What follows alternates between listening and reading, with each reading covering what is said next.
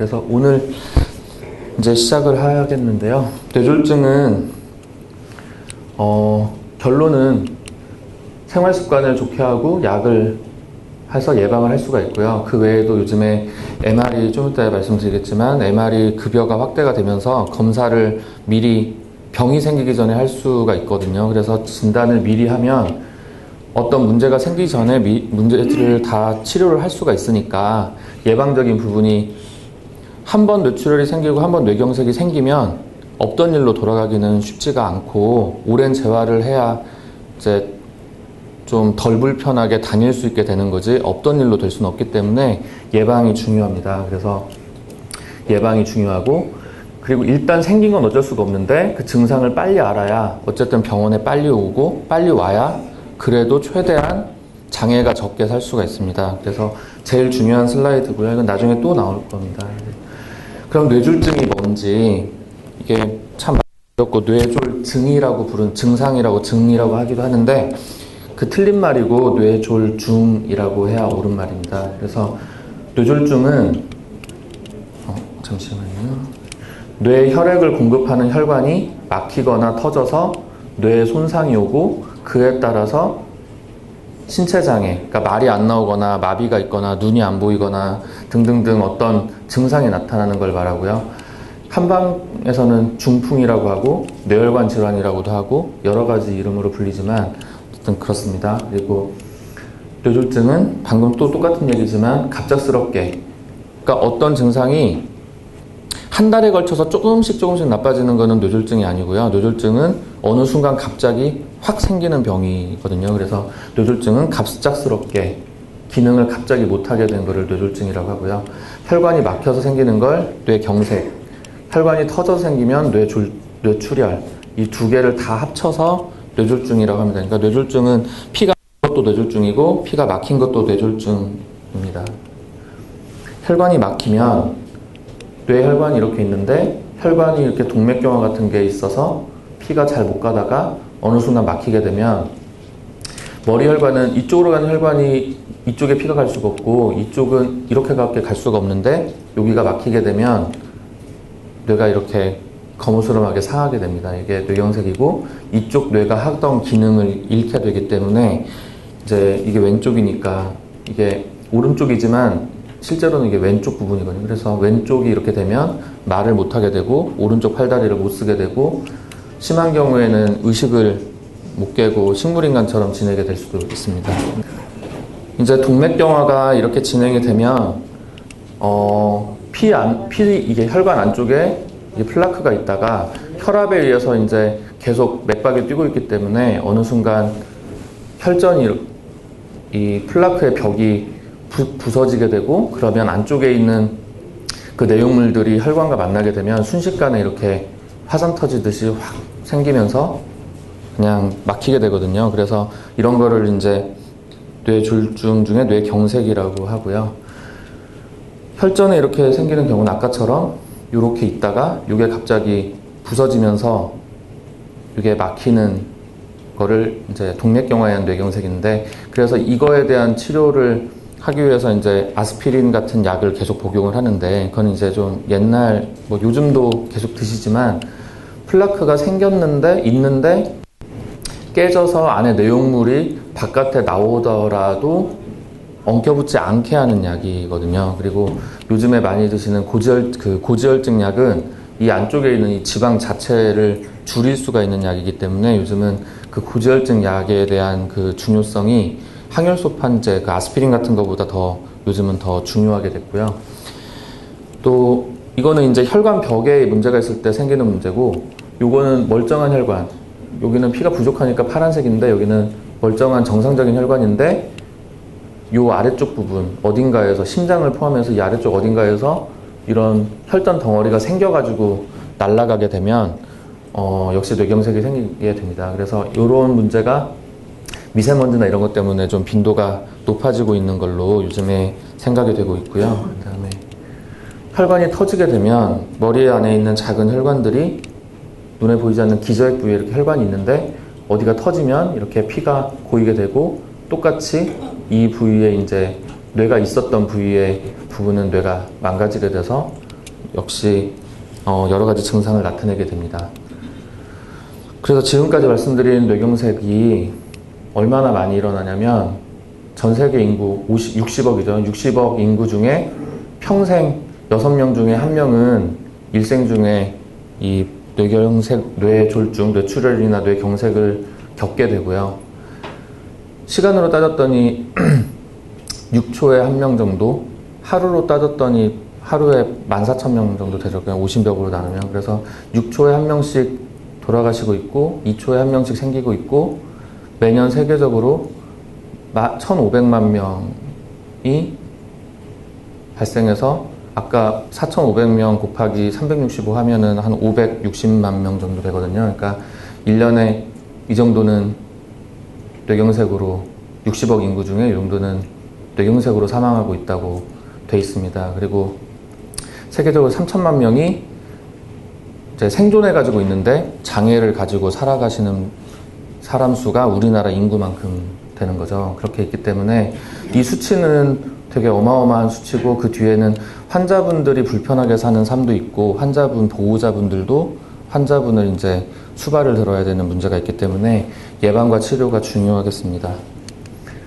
우리나라가 2002년도에 이제 조사한 거대로 따르면 뇌경색 인구가 이렇게 되는데 지금 점차 이제 고령화가 되면서 이제 연세 많으신 어르신분들이 이렇게 인구가 많아지거든요. 많아지면서 발생 빈도 자체가 이제 올라가기 때문에 이제 사회 경제적으로도 큰 문제가 되고 있습니다. 점차. 그래서 우리나라 60세 이상의 사망 원인 1위는 뇌혈관 질환이 34%인데 심장하고 이게 또 같이 심뇌혈관으로 따지면 거의 반이거든요. 그리고 암이 무섭다 하지만 사실 이거 2개가 더 많습니다. 그래서 우리나라에 15분에 1명씩 뇌졸중으로 사망하고 있다고 합니다. 우리나라가. 그럼 뇌졸중이 생기면 어떻게 되느냐? 돌아가시거나 장애가 남는데 돌아가시거나 장애가 남는다는 거는 이제 이 건강 수명이 단축된다는 게 무슨 말이냐면 어떤 사람이 건강하게 살았을 때 장애가 생기게 되면 건강했을 때 뭐 10년 살았는데 장애가 있을 게 똑같이 10년을 살아도 건강했을 때 그 수명으로 환산을 했을 때 이 정도의 시간이 이제 준다는 거거든요. 그러니까 이 시간을 따지면 20대 때 한 1년과 60세, 70세가 됐을 때 1년은 다른 것까지 다 포함을 한 개념이라고 합니다. 그래서 어쨌든 4.5년을 덜 산다는 게 아니라 뭔가 이렇게 활동적으로 막 즐겁게 이렇게 돌아다니면서 살 수 있는 시간이 이 정도 감소된다는 얘기고요. 뭐 4.5년밖에 못 살고 뭐 이런 얘기는 아니고요. 그러니까 건강한 나이로 이 정도를 못 살게 된다는 거 합니다. 그래서 예방하고 치료를 잘 받아서 발생하지 않게 예방을 하고 혹시 생긴다 하더라도 치료를 잘 받아서 요즘은 고령화 시대이기 때문에 연세 70세, 80세 되셔도 등산 다니시고 건강하게 지내시는 분들이 많거든요. 그래서 이렇게 건강한 노년을 보낼 수 있도록 네, 제가 더 알려드리겠습니다. 뇌졸중의 진단은 방금 보여드린 것처럼 일단 예방도 좀 이따 말씀드리겠지만 어쨌든 병이 생기고 나서는 병원에 빨리 와야 되는데 그냥 언제 병원을 가야 될지 알아야 빨리 병원에 가니까 뇌졸중이라고 의심할 수 있는 그 증상들을 알려드리겠습니다. 제가 외래에 있다 보면 환자분들이 많이 오시는데 손이 저리다, 손발이 시리고 손에 마비가 왔다. 근데 그 마비라는 게 못 움직이는 마비가 아니라 감각이 좀 얼얼하고 어둔하고 이런 느낌으로 마비라고 표현을 하시기도 하고 또 뒷골이 뻑뻑하다. 눈꺼풀이 한쪽이 자꾸 실룩실룩거린다. 손이 자꾸 떨린다. 이런 증상들로 오시는데 이런 증상은 사실 뇌경색의 증상하고는 좀 거리가 멀고요. 그렇다고 해서 그냥 이런 증상이어도 그냥 병원에 오시는 게 괜히 이건 아니다라고 생각했다고 해서 안 와가지고 늦는 것보다는 그래도 오시는 게 낫기는 한데 이런 증상은 사실 아니고요. 보통 뇌졸중 증상은 아까 말씀드린 것처럼 갑작스럽게 나타나는 증상이고요. 예를 들면 어지럽다고 자리에 앉더니 갑자기 말도 못하고 그냥 쓰러졌다. 식사를 하다가 갑자기 손에 힘이 빠진다더니 젓가락을 떨어뜨리고 밥을 혼자 숟가락질을 못하고 이런 증상이 있으면 이제 이거는 그냥 사진 안 찍어도 이건 뇌경색일 수밖에, 뇌출혈이나 뇌경색일 수밖에 없는 문제고요. 그래서 지금 말씀드리는 증상이 한 5가지 정도 되는데, 일단 안면마비, 이게 먼저 나온 이유가 다른 증상에 비해서 안면마비가 그래도 빈도수가 굉장히 흔하거든요. 이게 말초성 마비, 바이러스나 이런 것 때문에 예전에 구안화사나 이렇게 그냥 차가운 것 때문에도 그럴 수가 있고, 바이러스, 그 대상포진 같은 바이러스가 이제 얼굴 쪽에 그 안면신경에 침범을 하게 되면 일시적으로 이제 얼굴이 완전히 마비가 됐다가 재활치료하고 시간이 지나면 한 3개월 정도, 6개월 정도 지나면 원래대로 회복될 수도 있는 이런 마비가 있는데, 모든 마비가 다 이런 게 아니라 뇌졸중 때문에도 이런 마비가 생길 수가 있기 때문에 그냥 얼굴에 마비 좀 생겼다고 또 얼굴 좀 돌아갔네, 뭐 시간 지나면 괜찮아지겠지 이러시면 안 되고, 병원에 오셔서 정말 말초성 마비인지 뇌 때문에 생긴 마비가 아닌지 확인을 하셔야 되고요. 그래서 그 안면마비가 있는지를 확인할 수 있는 자가진단법이 있는데, 거울을 보시고 좀 있겠지만 거울을 보고 크게 웃거나 이렇게 양쪽을 했을 때 양쪽 입이 삐뚤어지거나 이러지 않고 따뜻하면 괜찮은데, 뭔가 짝짝이거나 그러면 안면마비를 의심해서 병원에 가보시는 게 좋습니다. 그리고 이제 대부분의 경우에 얼굴에만 딱 마비가 있는 경우는 좀 흔하지가 않고, 보통 이 기저액이라고 이 부위가 왼쪽이면 오른쪽, 이쪽은 왼쪽에 머리부터 발끝까지를 다 통제를 하기 때문에 요게 이렇게 조그맣게 와도 드물게 얼굴만 딱 마비가 있는 경우도 있지만, 대부분은 동측에 얼굴과 같은 쪽에 팔다리가 마비가 같이 오는 경우가 많고요. 이런 경우에는 이렇게 작은 뇌경색에 의해서도 이런 증세가 심하게 있을 수 있습니다. 그리고 편측마비는 아까 말씀드린 것처럼 같은 쪽, 얼굴, 팔, 다리 다 같은 쪽이 마비라고 하면 보통 움직이지 않는 상태, 들려고 하지만 손이 안 들리고 힘이 떨어져서 평소에는 이렇게 단추도 채우고 젓가락질도 하고 신발도 끈도 묶고 했었는데 뭔가 어둔하고 그런 게 평소와 다르게 잘 안 되면 전혀 못 쓰지 않아도 마비가 있는 거니까 병원에 오셔서 검사를 해보셔야 되고요. 이제 보통 마비 왔다고 병원에 오시는 분들 중에 가끔 그냥 좀 얼얼하고 저리고 뭔가 피 한 통 하는 것 같은 느낌이 들고 쓰긴 잘 쓰는데, 이런 증상은 이제 마비 왔다고, 감각이 마비가 왔다고는 하시지만 이제 보통 마비는 라고는 생각을 안 하죠, 저희가. 그리고 만약에 양쪽 팔이 다 그렇고 양쪽 다리가 다 힘이 없다, 그렇다고 하면 보통 머리 때문에 그러기는 힘듭니다. 그 이유가, 머리는 아까 한쪽이 그러면 이쪽 반대쪽이 그러고 이쪽이 그러면 이쪽이 그런다고 그랬는데, 그럼 양쪽 다 문제가 생기면 다 그러지 않냐라고 생각은 들지만, 뇌는 양쪽 다 문제가 생기면 병원에 정신이 있게 올 수가 없어요. 이게 양쪽 뇌 중에 한쪽이 괜찮아야 정신이 있거든요. 양쪽 뇌가 둘 다 문제가 생기면 보통 의식 없이 실려와야죠. 마비 있다고 걸어오는 게 아니라. 그래서 이제 마비에 대한 자가진단법은 양쪽 손에 이렇게 손가락을 이렇게 소리 나는, 이렇게 애들 삐약삐약 소리 나는 그런 목욕시킬 때 하는 그런 것도 괜찮은데, 그거 없으면 손가락을 각각 손에 하나씩 넣고 자기 손가락을 이제 이쪽 쥐어보고 저쪽 쥐어보면, 이제 오른손잡이는 오른쪽이 좀 힘이 셀 수는 있는데 뭔가 현저하게 한쪽에 힘이 적은지 이렇게 확인해 볼 수 있고요. 그 다음에 양쪽으로 앞으로 나란히를 해가지고 10초 이상 계속 들고 있는데, 10초 동안 못 들고 한쪽이 이제 좀 마비가 있어도 힘을 이렇게 노력해가지고 들고 있으면 들고 있을 수가 있는데, 10초 이상 계속 들고 있었을 때 떨어지거나, 이제 이게 눈을 뜨고 하는 것보다, 눈을 뜨면 이제 자기 손 내려가는 거 보고 자꾸 올리거든요. 그래서 보통 눈을 감고 하라고 시키죠. 의사는 눈을 감고 하라고 하고, 눈을 감고 있는 상태에서 이제 남이 봤을 때 한쪽으로 이렇게 기울거나 그러면 보통 이제 마비가 있다고 봅니다. 그래서 이런 자가 진단법을 하면 마비가 있는지를 확인할 수가 있고요. 그 다음에 갑작스럽게 언어 장애가 생길 수가 있는데, 언어 장애는 그냥 말이 안 나오는 것뿐만이 아니라 뭔가 말을 하긴 하는데 웅얼거리듯이 못 알아먹게 이렇게 말을 하거나, 자꾸 말을 하는데 볼에서 바람 새듯이 이상한 이렇게 바람 새는 것 같이 말을 하고, 아예 말을 하나도 못 하거나, 말을 막 하긴 하는데 물어본 말이랑 전혀 상관없는 동문서답하는 것 같은 말을 하고, 그러니까 이해를 못 하거나 엉뚱한 말 하거나, 이런 거는 다 언어 장애가 됩니다.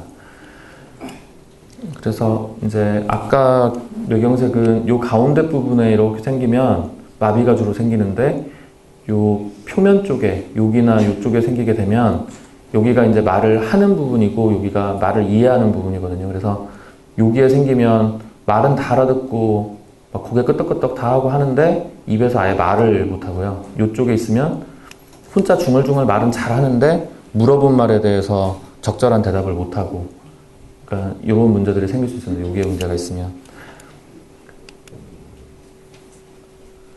그리고 이제 지금까지 주로 말하는 게 안면마비, 한쪽 편마비, 언어장애, 이건 이제 확인이 쉬운데, 그 외에 이제 좀 더 확실하지 않지만 신경을 써야 되는 증상들로, 눈이 조금 둘러 보인다거나 눈이 좀 뭔가 잘 안 보인다거나 이런 시각장애, 그리고 갑자기 빙빙 도는 것처럼 너무 어지럽다 이런 증상이 있거나, 평소에 두통이 별로 없었는데 아주 깨질 것 같이 많이 심하게 아픈 두통이 있을 경우에는 이제 뇌출혈이 아닐 가능성이 높기는 하지만, 그래도 앞에 말한 증상들과 동반돼서 이런 게 있으면 뇌경색일 가능성이 높습니다.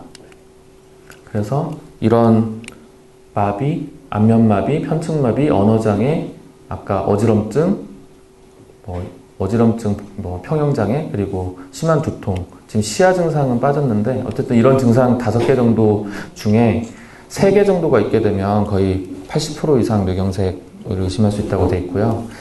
일단 시간을 지체하지 말고 최대한 빨리 근처에 있는 큰 병원 응급실로 가시는 게 이런 증상을 빨리 없앨 수도 있고 더 심해지지 않을 수 있습니다. 그러면 이제 아까 그런 증상이 분명히 있었는데 한 5분쯤 지났더니 병원 가려고 이렇게 막 하다 보니까 그냥 괜찮아져 버리는 경우가 있어요. 그런 경우를 우리가 일과성 뇌허혈 발작이라고 하는데, 그거는 막혔다가 그냥 혼자서, 우리 몸은 뭔가가 막히면 그 막힌 거를 뚫어주려고 하는 그런 여러 가지 기전이 몸에 있기 때문에 녹이려고 해요, 정상적으로. 그래서 막히면 얼른 보수해서 이제 녹여버리는 게 되면 증상이 보통 15분 안에, 우리가 수술할 때 뇌혈관을 집게로 찝었다가 수술 끝나고 나서 집게를 풀어줘도 증상이 없거든요. 그래서 15분 정도 피가 안 가는 증거는 장애를 남기지가 않습니다. 그래서 완전 멀쩡해질 수가 있는데, 이런 경우에도 치료를 하지 않고 그냥 내버려 두면 다시 그게 재발될 가능성이 10%가 넘고요. 그때는 이번처럼 이렇게 아무 일 없이 혼자 뚫린다는 보장이 없어요. 그렇기 때문에 그런 증상이 생기면 얼른 병원에 와서 이 문제가 왜 생겼는지 검사를 하면, 아까 그 혈관이 좁아지는 경동맥 협착이나 이런 것들이 있는 경우가 꽤 많거든요. 그러면 그거를 넓히는 수술을 하거나 아니면 필요한 약을 드시거나 해서 이 문제가 안 생기게 이제 예방을 하면서 진행하기 때문에, 그냥 괜찮아졌다고 해서 안심하면 안 되고 병원에 꼭 가셔야 합니다. 지금까지 이제 증상에 대해서 말씀드렸고요. 이제 뇌졸중의 예방 및 치료에 대해서 말씀드리겠습니다. 되게 뻔한 얘기를 또 제가 할 건데요. 이 예방은 누구나 실천하면은 많이 줄일 수 있는 방법인데, 정말 뻔한 얘기거든요. 근데 뻔할수록 이거를 못하고 살아요, 사람들이 대부분. 일단 요즘에 건강검진 나라에서 그 생애 주기별로 건강검진을 다 해주기 때문에 비용도 들지 않습니다. 열심히 그냥 오라고 할 때 가셔서 검사해서, 아까 말씀드린 것처럼 동맥경화가 생기는 가장 큰 이유는 혈압이랑 콜레스테롤 높은 거, 검사가 제일 중요하거든요. 그래서 물론 당뇨도 중요하지만 이런 검사를 하셔서 이게 있는 걸로 알게 되면 약을 드셔야 되고, 약을 드셔야 동맥경화가 안 생기고, 동맥경화가 안 생겨야 건강하게 더 오래 사실 수 있습니다. 그리고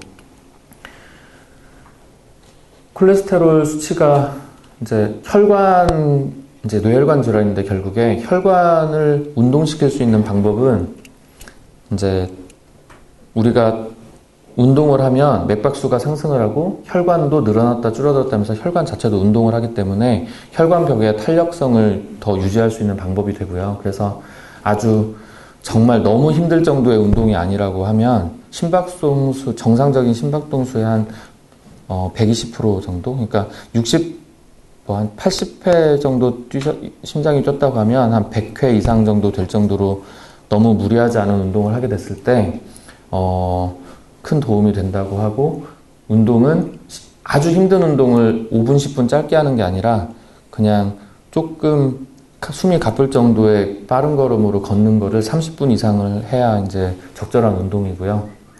운동 자체가 그 지질 대사나 이런 거에도 도움이 되기 때문에 고지혈증 이런 것도 치료가 되고 당 수치 조절도 더 잘 되게 됩니다. 그래서 운동은 중요하고, 그 다음에 식사는 이제 사람마다 뭐 고기를 많이 먹으면 안 되고 뭐 이런 거는 자기 운동하는 정도와 체질에 따라 다르고요. 어쨌든 결과가 뭐가 됐든지 간에 비만이 되지 않게 식사를, 뭐 여기 비만이신 분이 별로 안 계신 것 같은데 비만을 잘 조절을 하시는 게 중요합니다. 그리고 술은 적당량의 술, 뭐 하루에 2-3잔 정도 이내의 술은 술 자체가 심박수도 좀 올리고 혈관 확장도 하고 하면서 좀 좋은 효과가 있다고는 하지만, 이제 우리나라의 그 음주 문화가 3잔 먹고 끝나는 문화가 아니기 때문에 그렇게 드실 바에는 안 드시는 게 낫고요. 그냥 한두 잔, 그냥 서양 사람들처럼 밥 먹을 때 그냥 와인 한 잔 드실 정도 이렇게 드신다고 하면 드시는 게 더 좋을 수도 있는데, 어쨌든 술은 절주를 하셔야 되고요. 이제 미세먼지도 문제인데, 이 담배는 정말 몸에 좋은 게 하나도 없기 때문에 담배는 뭐 암부터 뭐 뇌졸중, 뭐 모든 병에 다 원인이 될 수 있기 때문에 담배는 끊도록 노력을 해야 되고, 요즘에 보건소 가시면 금연 도움이 되는 그런 여러 가지 니코틴 패치나 금연을 도와드릴 수 있는 여러 가지 것들도 나라에서 다 서비스를 하고 있는 걸로 알고 있으니까 그렇게 보건소에 가셔서 상의를 하셔도 좋습니다. 그래서 그리고 아까 말한 이런 증상들을 다 좀 숙지하고 계시면 도움이 됩니다. 그리고 아까 말씀드렸는데, 어쨌든 이번에 작년 한 10월, 9월부터 MRI가 급여 확대가 되었기 때문에 혈관을 지금까지 볼 수 있는 방법은 한 80만 원 내고 MRI를 내 돈 내고 찍던지, 아니면 조영제를 쓰면서 방사선으로 CT를 찍든지를 했어야 되는데, 지금은 MR 보험급여가 확대돼서 그냥 확인하고 싶다 이렇게 와서는 검사를 보험으로 할 수는 없고요. 두통이 있거나 어지럽거나 이런 증상이 있으실 때는 두통이나 어지럼증, 뭐 한쪽에 힘이 좀 없는 것 같다, 뭐 말이 좀 어눌하다,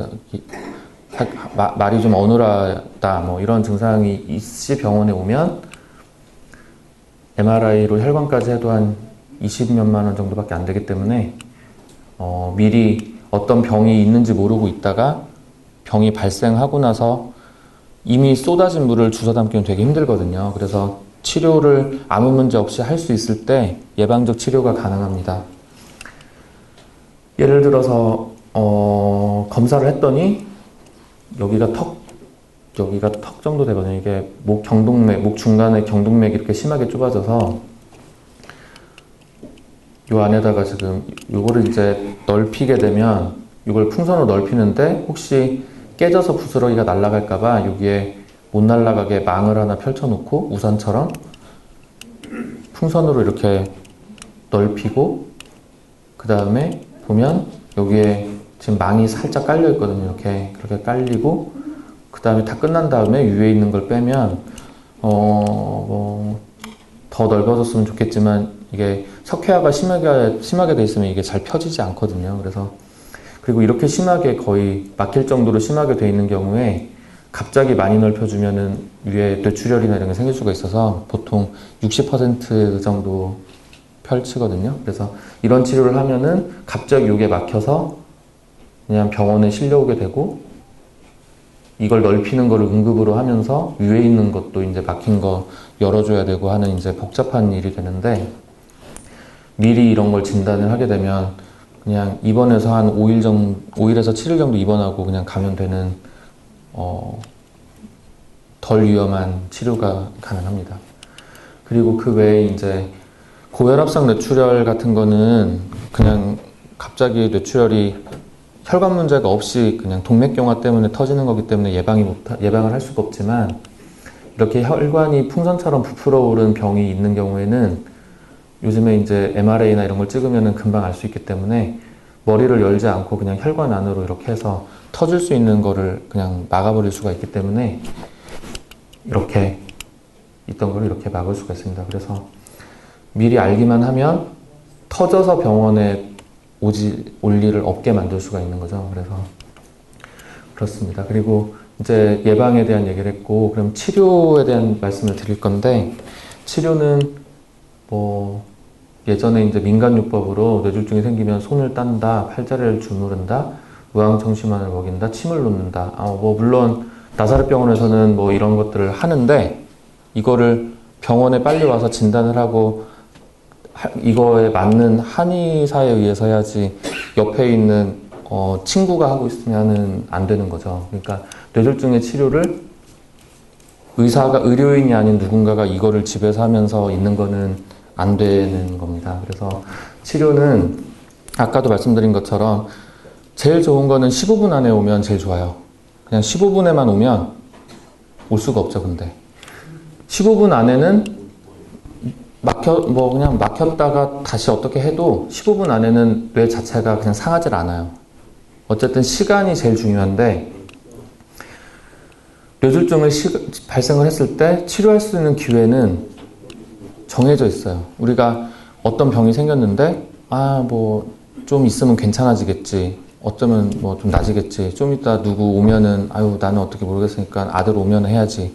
이러고 기다리고 있다가 지나간 시간은 돌이킬 수가 없어요. 그 시간에 고쳤으면 좋았을 텐데 그냥 시간을 지체한 거는 그 시간은 지나간 1시간은 지금 있는 1시간하고는 완전 다른 1시간이거든요. 그래서 그냥 누가 옆에서 그러면 그냥 가족한테 누구 해서 뭐 누가 어떻게 됐다 뭐 해가지고 연락할 필요도 없어요. 우리나라는 119가 너무 빨리빨리 잘 오니까 119 불러서 병원에 데려다 놓고 그 다음에 거기서 가족 연락해도 하나도 안 늦거든요. 그러니까 119를 전화하면 되고 치료 가능한 어떤 병원을 가야 되는지 자기가 인터넷 뒤지고 찾아볼 필요도 없어요. 119 전화하면 환자 상태 보고 119가 어느 병원 가야 되는지를 더 잘 알아요. 그러니까 119만 그냥 부르면 되고요. 그 다음에 어쨌든 최대한 빨리 응급실로 이런 치료가 가능한 저희 병원, 그러니까 나사렛병원을 포함하는 큰 병원에 가셔야 돼요. 이렇게 개인 병원 이런 데 가시면 안 되고요.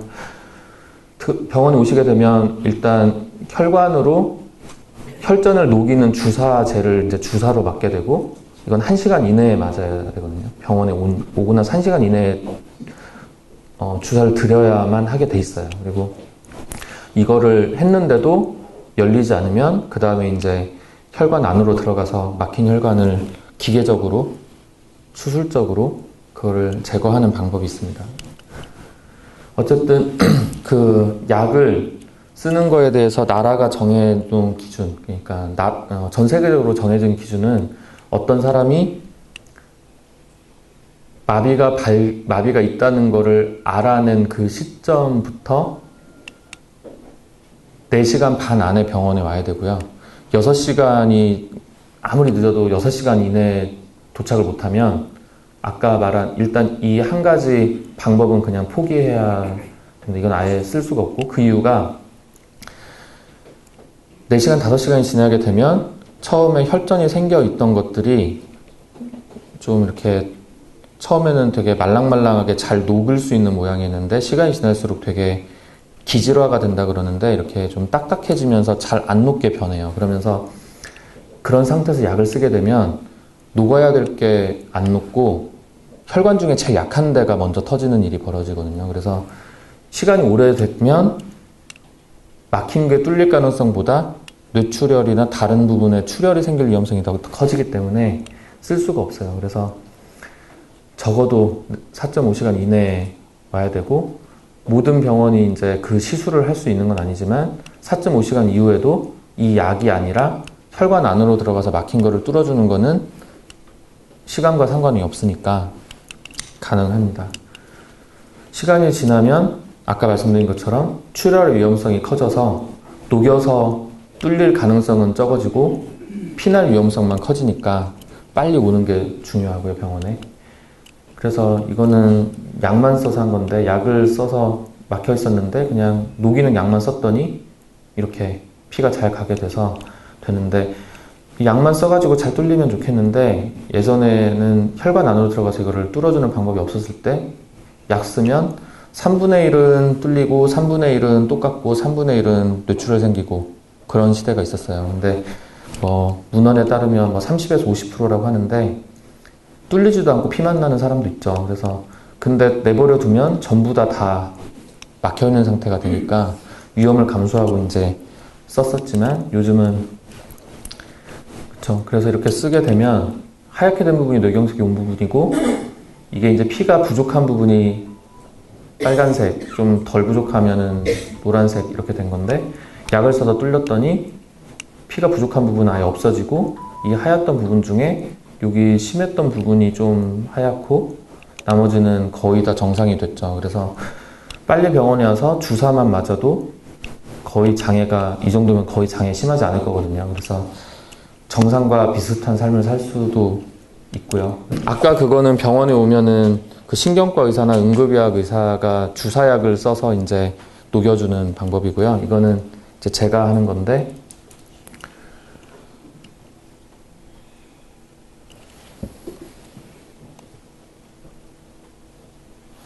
머리 안쪽에 혈관이 막혀 있는데요. 여기 안에 이제 이런 관을 타고 올라가서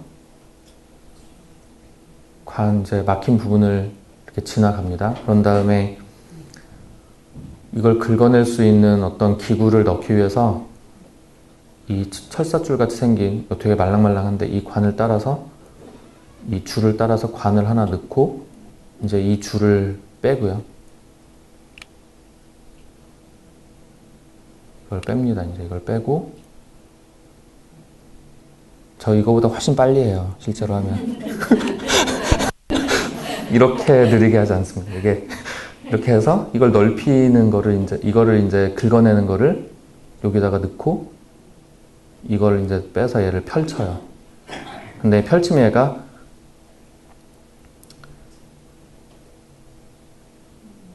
망처럼 이렇게 펴지고 5분 정도 기다리면 이 망에 이 피딱지가 엉겨 붙어요.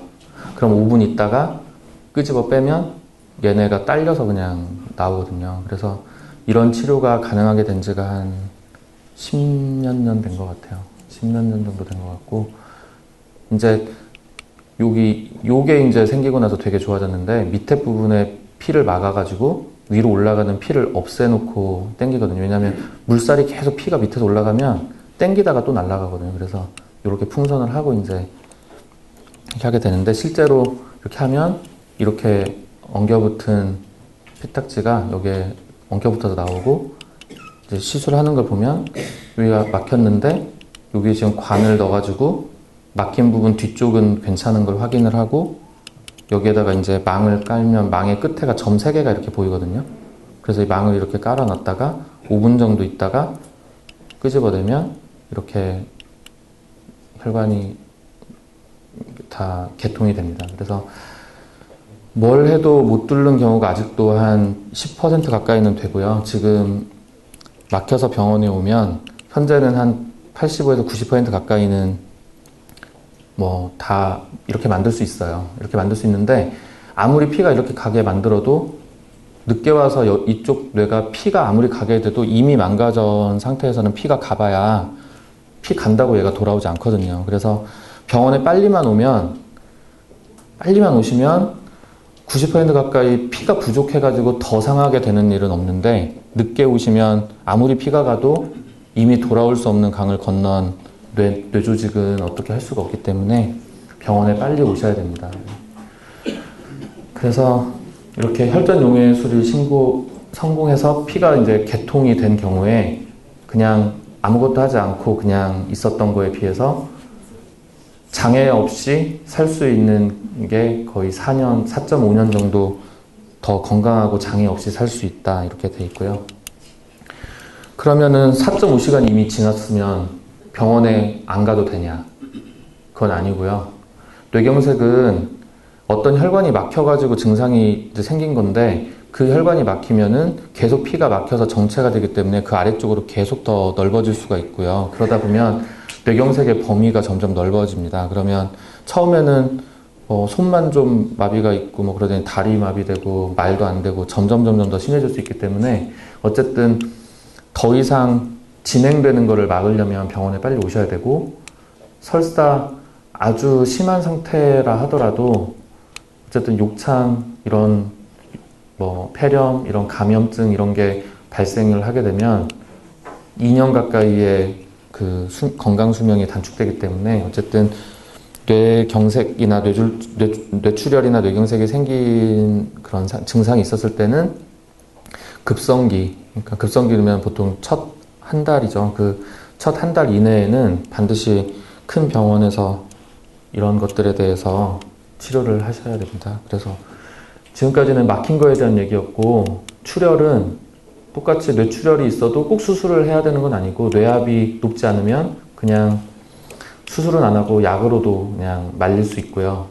그 다음에 수술은 피를 빼기 위한 수술도 하고, 터진 데를 해결해야 되는 수술을 해야 할 수도 있습니다. 그래서 이렇게 피가 난 거를 관을 하나 넣어서 이제 이 피를 녹여서 빼는 방법도 있고, 혈관이 이렇게 풍선처럼 아까 부풀어 오른 게 있는데 그거를 이렇게 집게로 찝어서 안 터지게 만들거나 이미 터진 거를 못 터지게 하거나 할 수가 있습니다. 그리고 요즘은 아까 같이 방금 전처럼 열고 이걸 집게로 찝지 않고 혈관 안으로 아까 막힌 거 뚫는 것처럼 똑같이 여기까지 간 다음에 요 안에다가, 지금 색깔이 허옇지만 실제로는 새카만데 그 백금으로 된 머리카락 같이 생긴 코일로 안을 채워서 못 터지게 그냥 막을 수 있거든요. 그래서 이런 치료도 있습니다.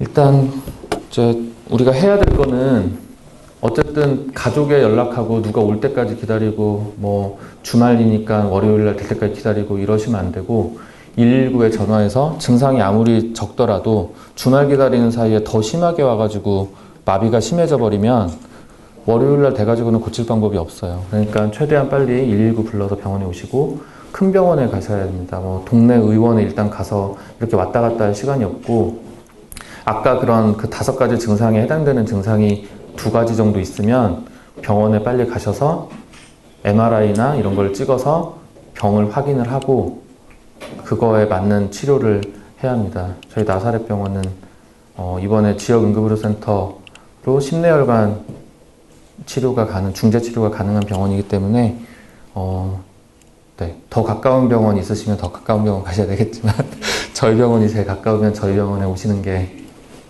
제일 결과가 좋을 것 같고요. 또 환자가 이제 그러면 119 부르고 뭐 이렇게 큰 병원 가면 되는데, 가는 동안이나 이제 119 오기까지 토하거나 그럴 때는 이렇게 토하면 옆으로 눕혀서, 아까 말씀드린 것처럼 폐렴이나 이런 게 생기면 병은 다 고쳤는데 폐렴 때문에 열 나고 그러면, 열이 나면 몸에 대사가 많아지거든요. 그러면 산소 소모량이 많아져요. 그러면 뇌가 가뜩이나 지금 상해가지고 산소가 많이 필요한데 쓸데없이 열나가지고 산소가 부족해지거든요. 그래서 폐렴 같은 게 생기면 결과가 안 좋아요. 그러니까 이렇게 고개를 좀 옆으로 돌리고 이런 건 해야 되고, 하지 말 거는 뭐 그냥 손 따고 119도 안 부르고 기다리고 있거나, 그냥 막 다리 주무르고 있거나, 그리고 의식이 없는데 물이랑 우황청심만 먹으면 깬다고 막 주고 있으면 다 하시면 안 됩니다. 이거는 병원에 우황청심을 먹여도 병원에서 줄 거예요. 이거는. 그리고 이제 거의 마지막 슬라이드인데, 지금까지 예방해서 안 생기면 좋고, 생기면 증상 보고 빨리 병원에 와서 수술이건 약물 치료건 하셔서 장애가 제일 없이 그냥 가시면 좋은데, 그럼에도 불구하고 뇌졸중 환자들은 아무리 빨리 와도 어느 정도의 장애를 갖게 됩니다. 그게 남이 모를 정도의 그냥 주관적으로 조금 손에 힘이 없긴 한데 남들이 보면 멀쩡해 보이는 정도부터 누가 봐도 그냥 휠체어밖에 타고 다닐 수밖에 없는 그런 상태까지 장애를 갖게 되는데, 재활치료를 통해서 뇌 자체가 회복되지는 못하는데, 우리가 그건 아시잖아요. 뭐 50살, 60살 돼서도 미국 가면 영어 배워서 살 수 있어요. 우리 다 배울 수 있거든요.